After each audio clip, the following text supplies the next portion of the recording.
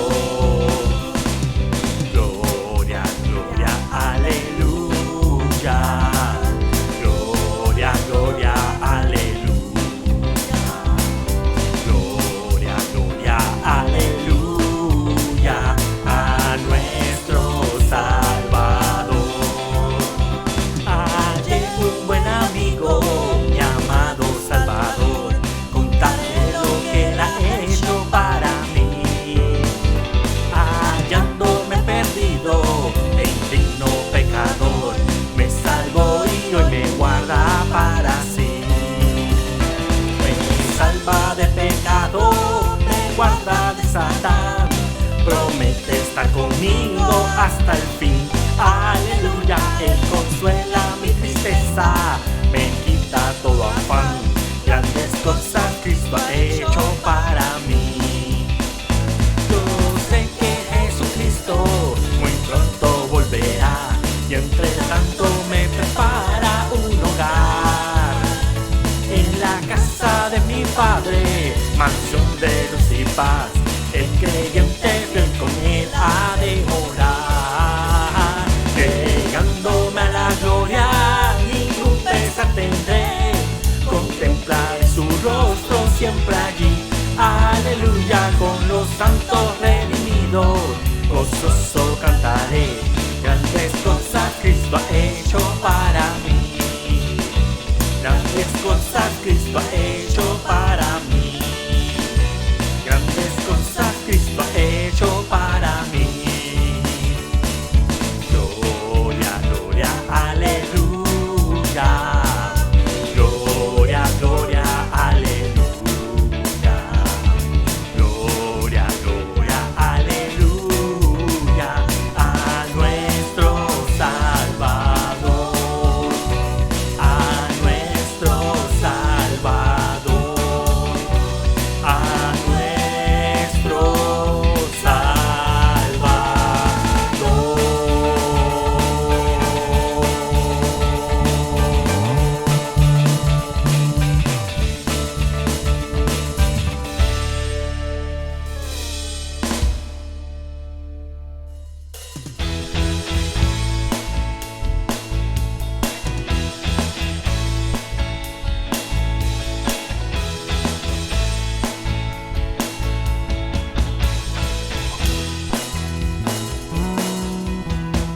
No tengo cuidados ni tengo temor de lo que me espera aquí. Confío tan solo en mi buen Salvador, el cual cuida siempre de mí. Vivo por fe. Mi Salvador, no temeré. Es fiel mi Señor, en toda lid nunca me dejará. Yo vivo por fe.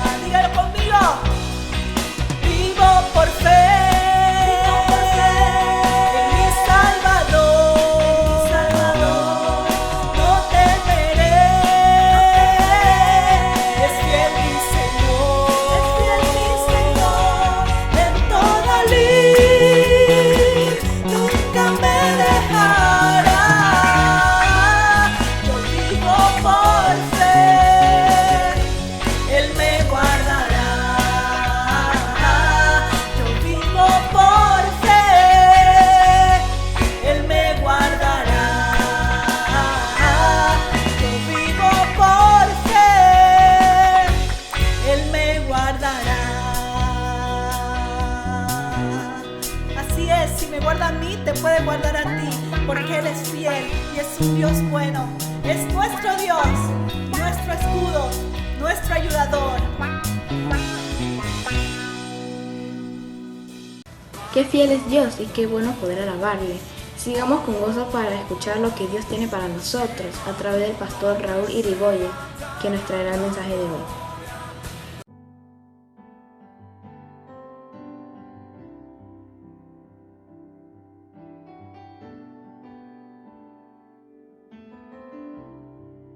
Buenos días, hermanos y amigos que nos encontramos en esta mañana para compartir algo de la palabra y estudiar juntos lo que la Escritura nos dice.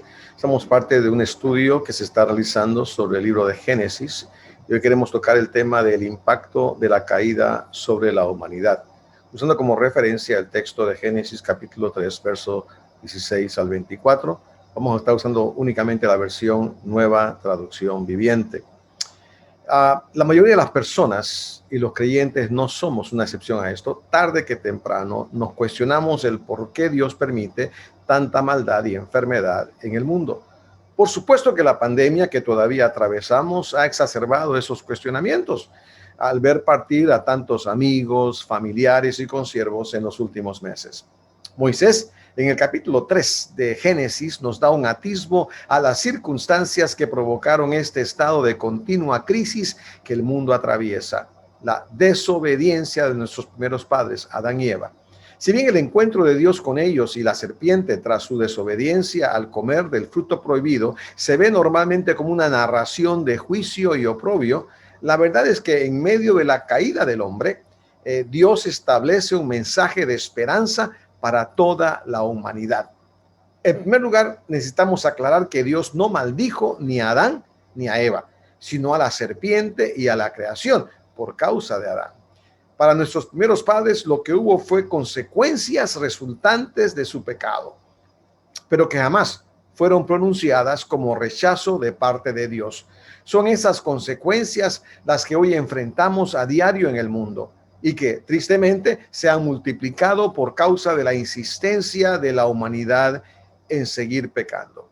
Es importante resaltar que los castigos que Dios nos aplique como a hijos nunca buscan nuestra destrucción, ni invalidan nuestra condición de hijos y herederos. Dios nos creó a su imagen y semejanza con propósito, y aunque el pecado haya manchado esa imagen, no la invalida. Cristo vino a restaurar nuestra relación con Dios como un primer paso antes de la restauración de todas las cosas en un tiempo postrero. Así que nunca olvidemos lo que Moisés escribió en Génesis capítulo 1, versículos 26 al 28. Entonces dijo Dios: hagamos a los seres humanos a nuestra imagen para que sean como nosotros. Así que Dios creó a los seres humanos a su propia imagen. A imagen de Dios los creó, hombre y mujer los creó. Luego Dios los bendijo con las siguientes palabras: sean fructíferos y multiplíquense, llenen la tierra y gobiernen sobre ellas. Ahora, las consecuencias para la mujer. Dentro del contexto de la creación de la humanidad a imagen y semejanza de Dios, vemos ahora cuáles fueron las consecuencias del pecado para Eva y para la mujer en general. Génesis 3:16 afirma: luego le dijo a la mujer: haré más agudo el dolor de tu embarazo y con dolor darás a luz. Y desearás controlar a tu marido, pero él gobernará sobre ti. El castigo de Dios sobre la mujer fue doble, afectando su vida de pareja, tanto en su naturaleza procreadora como en su relación.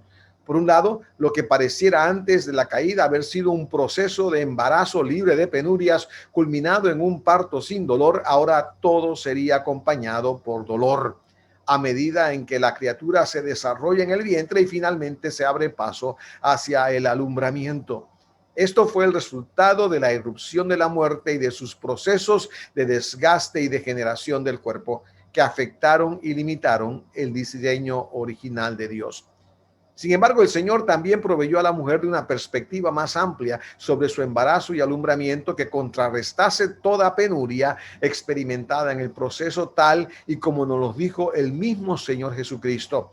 En Juan capítulo 16, verso 21 dice, será como una mujer que sufre dolores de parto, pero cuando nace su hijo, su angustia se transforma en alegría porque ha traído una nueva vida al mundo.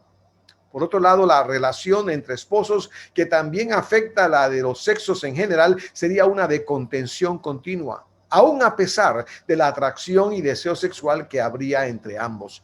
Pareciera que antes de la caída, ambos, Adán y Eva, eran socios igualitarios en la responsabilidad que Dios les había encomendado, pero una vez desobedecieron, Eva quedó bajo la autoridad de su marido. Una mala comprensión de esto ha resultado en abusos por parte del hombre a través de los siglos, provocando rebeldía de parte de la mujer y su creciente deseo de dominar sobre el hombre.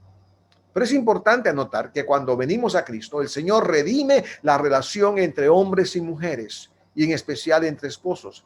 Pablo aclara en Gálatas capítulo 3, verso 28, ya no hay judío ni gentil, esclavo ni libre, hombre ni mujer, porque todos ustedes son uno en Cristo Jesús. Es más, la relación mutua es la norma de los redimidos, aunque con complicaciones particulares para ambos miembros de una pareja. Dice Efesios capítulo 5, verso 21, es más, sométanse unos a otros por reverencia a Cristo. Es por esa razón que la mujer cristiana no puede verse jamás como una persona inferior al hombre, sino como una colaboradora suya en los planes de Dios para este mundo. Todo intento de subyugar a la mujer, tanto dentro como fuera del matrimonio, no contará jamás con la aprobación divina y es simplemente producto de una mente reprobada, afectada por el pecado. Para el hombre, las consecuencias fueron un poco distintas. Antes de revisar, sin embargo, las consecuencias de la desobediencia para Adán y el varón en general, es importante, muy importante para nosotros rescatar el hecho de que el trabajo en sí jamás fue concebido por Dios como una maldición. No solo el Señor mismo trabajó creando los cielos y la tierra, sino que al crear al hombre le asignó un trabajo, un elemento fundamental del plan de Dios para la humanidad. Génesis capítulo 2, verso 8 y después el versículo 15 dicen, después el Señor Dios plantó un huerto en Edén, en el oriente, y allí puso al hombre que había formado. El Señor Dios puso al hombre en el jardín del Edén para que se ocupara de él y lo custodiara. A pesar de ello, la desobediencia de Adán sí tuvo consecuencias que afectarían la manera en que el trabajo se llevaría a cabo. Génesis capítulo 3, verso 17 al 19 dice, y al hombre le dijo, dado que hiciste caso a tu esposa y comiste del fruto del árbol que te ordené que no comieras, la tierra es maldita por tu culpa. Toda tu vida lucharás para poder vivir de ella. Te producirá espinos y cardos, aunque comerás de sus granos. Con el sudor de su frente obtendrás alimento para comer hasta que vuelvas a la tierra de la que fuiste formado. Pues fuiste hecho del polvo y al polvo volverás. Dios hizo responsable a Adán del pecado cometido porque a él fue dado directamente el mandamiento. Génesis capítulo 2, verso 15 al 17 nos dice, el Señor Dios puso al hombre en el jardín del Edén para que se ocupara de él y lo custodiara, pero el Señor Dios le advirtió, puedes comer libremente del fruto de cualquier árbol del huerto, excepto del árbol del conocimiento del bien y del mal. Si comes de su fruto, sin duda morirás. Y mientras que Eva fue engañada, Adán pecó a sabiendas, pudiendo haber reprendido a su compañera y abstenerse de unirse a ella en la desobediencia. No lo hizo porque quiso ser igual a su creador. Primera de Timoteo capítulo 2, verso 14 nos dice, ahora bien, no fue Adán el engañado por Satanás, la mujer fue la engañada y la consecuencia fue el pecado. En contraste con ellos, siglos después, Pedro y Juan, habiendo aprendido la lección, optaron por obedecer a Dios antes que a las autoridades religiosas de su tiempo, dándonos ejemplos de obediencia. Hechos capítulo 4, verso 19 dice, pero Pedro y Juan respondieron al Sanedrín, por supuesto, ¿acaso piensan que Dios quiere que los obedezcamos a ustedes en lugar de a él? Volvemos a afirmar que la maldición solo es utilizada por Dios para la serpiente como la creadora de la tentación y en referencia a la tierra como el lugar donde habita la raza humana. Pero que Dios jamás pronuncia una maldición sobre el hombre o la mujer. El castigo de Adán está relacionado a su pecado, ya que la tierra es de donde él proviene, a la cual es responsable de cuidar y a donde regresará al final de sus días. Génesis 2:7 dice: luego el Señor Dios formó al hombre del polvo de la tierra, sopló aliento de vida en la nariz del hombre y el hombre se convirtió en un ser viviente. Ahora la tierra, que fue creada para Adán y sus descendientes, con dominio sobre ella, quedó maldecida por su culpa. Él resultó el principal afectado porque tendría que trabajar con laboriosidad hasta su muerte. Ahora la tierra y todas las cosas en ella que fueron hechas para el hombre pasan de ser fuente de vida, felicidad y bendición a su servicio a ser ahora fuentes de dolor, fatiga y desgaste. Toda la naturaleza le ofrecerá resistencia a su voluntad. Se convertirá en su enemigo en lugar de su sirviente y aliado. Eclesiastés capítulo 2, verso 23 nos dice: sus días de trabajo están llenos de dolor y angustia. Ni siquiera de noche puede descansar la mente. Nada tiene sentido. La buena noticia, como nos lo explica el apóstol Pablo, es que estos efectos devastadores no son permanentes. Todo va a cambiar con la segunda venida de Jesucristo. Romanos 8, versos 20 al 21 dice: contra su propia voluntad, toda la creación quedó sujeta a la maldición de Dios. Sin embargo, con gran esperanza, la creación espera el día en que será liberada de la muerte y la descomposición y se unirá a la gloria de los hijos de Dios. El apóstol Juan contempla en visión la realización de esa promesa. Dice en Apocalipsis capítulo 2, 21, verso 1, dice: entonces vi un cielo nuevo y una tierra nueva, porque el primer cielo y la primera tierra habían desaparecido y también el mar. Es importante observar que a pesar de la dificultad que el hombre y la mujer enfrentan al ganarse su sostén, ya no únicamente a través del agro, sino a través de las múltiples modalidades de empresa, al experimentar la salvación en Cristo Jesús, el Espíritu Santo nos permite vernos como agentes de cambio. Así podemos utilizar nuestras iniciativas, nuestro trabajo y nuestra creatividad para servir a la comunidad en la que hemos sido sembrados por Dios, mostrándoles el amor de ese Dios al que tenemos por Padre. El trabajo deja de ser una carga y puede convertirse en una fuente de bendición, no solo para nosotros, sino también para quienes nos rodean. Una manera de producir riqueza que facilite la vida de muchos y ayude a suplir la necesidad de otros. Hubo esperanza para Adán y Eva, pero en medio de la maldición sobre la tierra en cuanto al mucho trabajo que le tomaría proveerse su sustento, Dios nos muestra su misericordia de dos maneras concretas. Génesis 3, 20 al 21 dice: después el hombre Adán le puso a su esposa el nombre Eva, porque ella sería la madre de todos los que viven. Y el Señor Dios hizo ropa de pieles de animales para Adán y su esposa. En primer lugar, Adán se da cuenta del amor de Dios por ellos y llama a su esposa Eva, cuyo significado en hebreo implica vida o productora de vida. Él la ve como la compensación por su pérdida y el antídoto para la sentencia de muerte que acaban de recibir. Esto evidencia la sencilla fe de Adán, quien creyó a la palabra de Dios que junto a Eva y según el plan original, ellos llenarían la tierra con su descendencia. En segundo lugar, Dios reemplaza la improvisada e insuficiente iniciativa humana para cubrir la desnudez de ambos cuando se dieron cuenta de su condición. Génesis 3:7 dice: en ese momento se les abrieron los ojos y de pronto sintieron vergüenza por su desnudez. Entonces cosieron hojas de higuera para cubrirse. Dios procede a sacrificar a los primeros animales para proveerles de vestimentas de pieles más efectivas y duraderas. No solo cubrió su vergüenza, sino que también ilustró de manera permanente las consecuencias del pecado. Hebreos 9:22 nos dice: porque sin derramamiento de sangre no hay perdón del pecado. La primera muerte en la creación es a causa del pecado.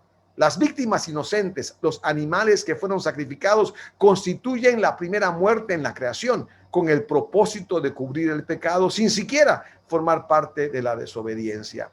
Para recibir el perdón, Adán y Eva solo tuvieron que aceptar el sacrificio y usar estas vestimentas. La muerte de los animales les recuerda a Adán y a Eva su propia muerte venidera. Ellos comenzaron a morir cuando pecaron. La muerte vino en dos etapas. Primero, la muerte espiritual, con la separación de Dios al comer del fruto prohibido. Y después, posteriormente, la física, cuando el alma y el cuerpo se separan. Romanos 5:12 dice, cuando Adán pecó, el pecado entró en el mundo. El pecado de Adán introdujo la muerte, de modo que la muerte se extendió a todos, porque todos pecaron. Aquí se marca el comienzo de los sacrificios para cubrir el pecado de los hombres, hasta que el Cordero de Dios, el Señor Jesucristo, viniera a morir como el sustituto perfecto. Juan el Bautista lo declaró abiertamente en Juan 1:29. Al día siguiente, Juan vio que Jesús se le acercaba y dijo, miren, el Cordero de Dios que quita el pecado del mundo. Después de la muerte de Jesús en la cruz, ya no hay necesidad de hacer más sacrificios. La única condición es que por fe aceptemos el regalo de salvación que Él nos da. Eso llevó a una expulsión del paraíso, pero con propósito. Si bien la expulsión de nuestros primeros padres tiende a verse como parte del castigo, la verdad es que no lo fue en absoluto. Más bien, Moisés rescata la razón de dicha expulsión como producto del amor y provisión divinos. Dice Génesis capítulo 3, versículos 22 al 24. Luego el Señor Dios dijo, miren, los seres humanos se han vuelto como nosotros, con conocimiento del bien y del mal. ¿Y qué ocurrirá si toman el fruto del árbol de la vida y lo comen? Entonces vivirán para siempre. Así que el Señor Dios los expulsó del jardín del Edén y envió a Adán a cultivar la tierra de la cual él había sido formado. Después de expulsarlos, el Señor Dios puso querubines poderosos al oriente del jardín del Edén y colocó una espada de fuego ardiente que destellaba al moverse de un lado a otro, a fin de custodiar el camino hacia el árbol de la vida. La frase, los seres humanos se han vuelto como nosotros, hace referencia al engaño de Satanás, quien irónicamente aconsejó a Adán y a Eva para que fueran como dioses. Pero ahora vemos lo que pasa si seguimos sus recomendaciones. La realidad es que su enseñanza llevó al hombre a estar lleno de vergüenza y confusión por su pecado, a vestir ropa de piel, a sentirse abatido por lo que había perdido y a prepararse para cumplir su sentencia.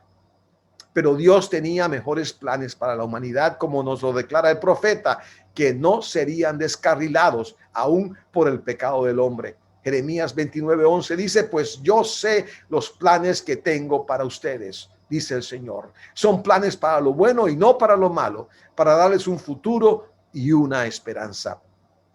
Vemos nuevamente la sabiduría y misericordia del Señor hacia Adán y Eva, quienes al comer del fruto prohibido debían haber muerto. Si bien la vida es un regalo divino, está ligada a la obediencia, como nos dice Pablo en Romanos 6:23, pues la paga que deja el pecado es la muerte, pero el regalo que Dios da es la vida eterna por medio de Cristo Jesús, nuestro Señor. Dios interviene para impedir que el hombre pretenda contrarrestar su estado de decadencia, buscando la inmortalidad al comer del árbol de la vida, en lugar de confiar en la promesa del Señor a través de la semilla de la mujer. Bajo esta falsa impresión, tomar su fruto habría sido el equivalente a un intento de justificarse a sí mismo mediante buenas obras, en lugar de a través de la fe. Romanos 11:6 nos dice, y como es mediante la bondad de Dios, entonces no es por medio de buenas acciones. Pues en ese caso, la gracia de Dios no sería lo que realmente es, gratuita e inmerecida. Dios evitó que la miseria de nuestros primeros padres en su estado caído se extendiera por toda la eternidad al comer del árbol de la vida, ya que ellos hubieran vivido para siempre en estado de pecado, escondiéndose de Dios perpetuamente. Además, hubieran tenido que vivir en cuerpos frágiles, sujetos a la degeneración y a las enfermedades de una forma intolerable. Wow. Mientras estamos en pecado, no tenemos acceso a la presencia del Señor. En el Éxodo, la gente fue advertida de no acercarse al monte Sinaí. El mismo principio está detrás de las leyes que restringen el acceso de los israelitas a la presencia de Dios en el tabernáculo y en el templo. Nadie podía pasar más allá del velo del templo. Solo el sumo sacerdote podría aproximarse una vez al año en el día de la expiación o Yom Kippur. Pero nosotros en Cristo ya no estamos limitados a la presencia de Dios a través de las alas de los querubines sobre el propiciatorio. Ahora nos comunicamos a través de Jesucristo, nuestro intercedor, nuestro sumo sacerdote. Hebreos 8:6 dice, pero ahora en Jesús, nuestro sumo sacerdote, se le ha dado un ministerio que es muy superior al sacerdocio antiguo, porque Él es mediador a nuestro favor de un mejor pacto con Dios basado en promesas mejores. Los querubines que impidieron el reingreso de Adán y Eva al paraíso son posteriormente vistos como los guardianes simbólicos del lugar santísimo. Su figura aparece bordada en el velo o cortina que limitaba el acceso al arco del pacto. La presencia de querubines en las cortinas del tabernáculo es probablemente una indicación de que el camino a Dios todavía estaba prohibido para los seres pecadores. El tabernáculo y el templo permitieron a Israel convivir con Dios de forma incompleta, ya que el acceso a la presencia de Dios fue afectado por el pecado. Pero la presencia de Dios volvió a nosotros cuando Jesús vino a la tierra y su sangre nos limpió de pecado. Hebreos capítulo 9, 11 al 12 dice, entonces Cristo ahora ha llegado a ser el sumo sacerdote por todas las cosas buenas que han venido. Él entró en ese tabernáculo superior y más perfecto que está en el cielo, el cual no fue hecho por manos humanos ni forma parte del mundo creado. Con su propia sangre, no con la sangre de cabras ni de becerros, entró en el lugar santísimo una vez y para siempre y aseguró nuestra redención eterna. Cuando Jesucristo murió en la cruz, ese velo del templo decorado con querubines se partió en dos, simbolizando que el camino a Dios está abierto para ir con Dios nuevamente, pero en sus términos. En ese momento, dice Mateo, versículo 51 del capítulo 27, la cortina del santuario del templo se rasgó en dos, de arriba a abajo. La tierra tembló, las rocas se partieron en dos. Por la fe en Cristo, ahora todos podemos entrar en la presencia de Dios. Hebreos 10:20 dice, por su muerte Jesús abrió un nuevo camino, un camino que da vida a través de la cortina al lugar santísimo. Concluimos. Si bien el diálogo de Dios con el instigador y los infractores del mandamiento divino alcanza su clímax en cuanto a la esperanza en la promesa dada a la mujer sobre su descendencia, Génesis 3:15 dice, y pondré hostilidad entre tú y la mujer, y entre tu descendencia y la descendencia de ella. Su descendiente te golpeará la cabeza y tú le golpearás el talón. Entendemos que la descendencia de la mujer es la persona del Mesías, enviada por Dios mismo como Emmanuel, Dios con nosotros, para salvarnos del pecado y sus consecuencias que el primer Adán había introducido en el mundo por su transgresión. Primera de Corintios 15, 20 al 22 y después el versículo 45 dice, mas ahora Cristo ha resucitado de los muertos. Primicias de los que durmieron es hecho. Porque por cuanto la muerte entró por un hombre, también por un hombre la resurrección de los muertos. Porque así como en Adán todos mueren, también en Cristo todos serán vivificados. Versículo 45. Así también está escrito, fue hecho el primer hombre Adán, alma viviente, el postrer Adán, espíritu vivificante. El Señor, aún en medio de las terribles consecuencias que acarreó aquella desobediencia de Adán y Eva, mostró su plan marcado por la misericordia y esperanza para toda la humanidad. Y así, cuando hoy recibimos a Cristo Jesús como Salvador, no solo abrazamos a un Salvador personal, sino a un Señor que restaura nuestra relación tanto con Dios como con el resto de la creación, constituida por seres humanos y por la naturaleza. Esa restauración nos permite primero colocar a nuestras esposas en un sitial especial, considerándolas como socias y coherederas de las promesas divinas con nosotros. Segundo, nos permite relacionarnos mejor con nuestro prójimo y convertirnos en su guarda. Tercero, nos permite abrazar el duro trabajo como un medio para no solo proveer para nuestro sustento, sino para bendecir a otros. Y finalmente, también nos permite relacionarnos mejor con la naturaleza creada, respetándola y cuidándola como herencia que nos fue dada por Dios. La salvación que hoy experimentamos es tan solo un glorioso anticipo de lo que Dios tiene por delante en la segunda venida de Cristo. Adelante. En esta mañana estoy consciente de que hay algunos de ustedes que se sienten atrapados por su pecado y las consecuencias de ese pecado. La enfermedad, el temor hacia el futuro exacerbado por la pandemia. se sienten desconsolados, se sienten abatidos, pero en esta mañana quiero decirles, hay esperanza en Cristo Jesús. Permítanme orar con ustedes en este momento. Padre de la gloria, yo pido que tú estires tu mano en este momento sobre cada persona que me ve y me escucha y se siente realmente descorazonada y desesperanzada. Señor, habla a su corazón y permítele entender que tú eres un Salvador, que le amas profundamente, que tienes propósitos de bien para él y para ella, en el nombre de Jesús. Ahora, mi amigo, mi amiga, repite conmigo esta oración. Hazla de corazón, creyendo que cada palabra lleva el peso de tu convicción. Repite conmigo ahí: Jesús, Hijo de Dios, quiero venir delante de ti como pecador o pecadora. Perdona mis pecados. Yo me arrepiento, Señor, de la vida que he vivido hasta hoy. Tengo miedo, te lo confieso, pero me acerco a ti esperando que tú no solamente perdones mis pecados, sino que me des una esperanza para vida eterna. Entrego mi vida a ti, Señor, y te pido que me ayudes a servirte el resto de mis días hasta que tú vengas o yo parta a tu presencia, en el nombre de Jesús. También quiero orar por aquellos que en este momento, habiendo conocido a Cristo, se sienten angustiados todavía y están pidiendo a Dios: Señor, abre nuevas oportunidades para este mundo pospandémico. No sé qué voy a hacer, no sé qué planes puedo formular hacia el futuro cuando todo se ve tan oscuro, pero quiero decirte que con Cristo hay esperanza. Hay esperanza para un futuro mejor, tal vez distinto, pero mejor, porque Dios está al tanto de tu vida. Permíteme orar por ti en este momento también. Señor de la gloria, pongo a mis hermanos y hermanas atribulados por la situación que hoy atravesamos juntos como comunidad, no solamente nacional, sino a nivel mundial. Yo te pido, Dios, abre sus ojos, pon una esperanza fija en sus corazones. Señor, que arda el corazón de ellos, sabiendo que tú no los has dejado, ni los vas a dejar. Que así como estuviste con Josué y con Moisés y con cada profeta y con cada líder en la Biblia, estarás con ellos. Que abrirás nuevas puertas de oportunidad para el sostenimiento de sus familias, pero también para bendición de mucha gente más y del cuerpo de Cristo. Te pido que así sea. Afirma esa bendición, esa esperanza, ese ánimo sobrenatural en la vida de cada uno de mis hermanos. Que así sea, en el nombre de Jesús.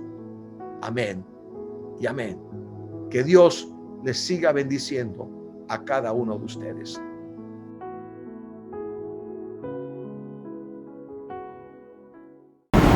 Damos gracias al Señor por la palabra recibida. Y recuerda que si tienes alguna petición de oración o consejería, puedes escribirnos al WhatsApp 6999-3777. Les animamos a seguirnos en nuestras redes sociales y a participar de las diferentes reuniones virtuales. Te esperamos los martes a nuestra reunión de ayuno y oración desde las 9 de la mañana. Los viernes, no olvides como familia participar del estudio bíblico desde las 7 de la noche. Los sábados te esperamos en la escuela sabatina desde las 3 de la tarde y a los jóvenes no pueden faltar desde la reunión de oración desde las 8 de la noche. Todos los domingos iniciamos a las 9:30 de la mañana con la escuela dominical para nuestros niños y a las 10 de la mañana con nuestro servicio dominical. Y no olvides suscribirte a nuestras redes sociales. Nos puedes encontrar en Instagram, Facebook o YouTube como Centro Familiar Cristiano. Que el favor y la misericordia del Señor nos acompañen en esta nueva semana y veamos cumplir sus propósitos en nosotros y en nuestras familias. Les esperamos el próximo domingo a esta misma hora. Un fuerte abrazo y que el Señor les bendiga.